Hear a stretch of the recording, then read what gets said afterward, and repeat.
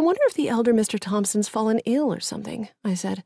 That might explain why he's been scarce and why his son is doing things I normally see the father do, though old Mr. Thompson typically takes his trash out after dinner.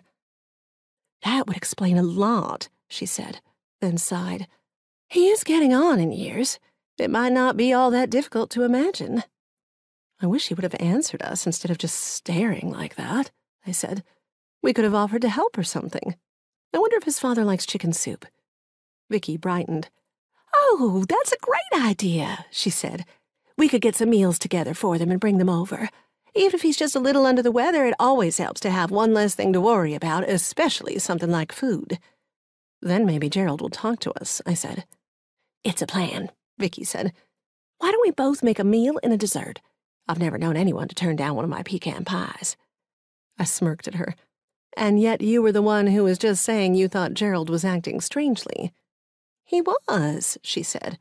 If I'm honest, I'd like to know why he was acting that way. I glanced over the fence at their house, my brow furrowing. Yes, I'd like to know too. Better than speculating over here. Her smile slipped a little. We should be careful. Sometimes families like to keep their secrets, and for good reason. I can understand that, I said. We all do different things for different reasons, don't we? Just because we don't think they're a particularly nice family doesn't mean that they aren't able to function more normally when it's just the two of them. Right, said Vicky, her tone suggesting that she was trying to convince herself of it just as much as I was. I swallowed hard, looking away. I did not like the idea of something else being wrong in Cobbsville. We'd been through so much. Even Vicky and I together had been through more than enough. I spotted Harriet and Rose in the yard playing with the kids. They'd started a game of tag now that their sandwiches were finished, and the two mothers were doing a good job of giving the kids lots of space and time between catches. Kisses and hugs quickly followed. You know, I said slowly, deliberately, I hate to even suggest this, but if there is something going on over there, something between Mr. Thompson and his son. Vicky's eyes met mine, and I saw a glimmer of understanding. They're our neighbors, I said. Don't we owe it to them and ourselves, our kids, to figure out if there's something wrong? I could see the hesitation in her gaze, but the resolve in her clenched jaw impressed me.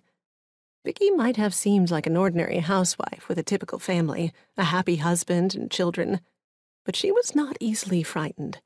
She'd been through too much, seen too much, suffered secret troubles in her past, and this normal life was her reward. It was all she ever wanted.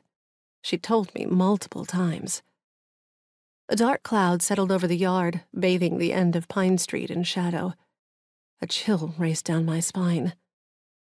Yes, Vicky said, holding her head high, her gaze set. We have to know.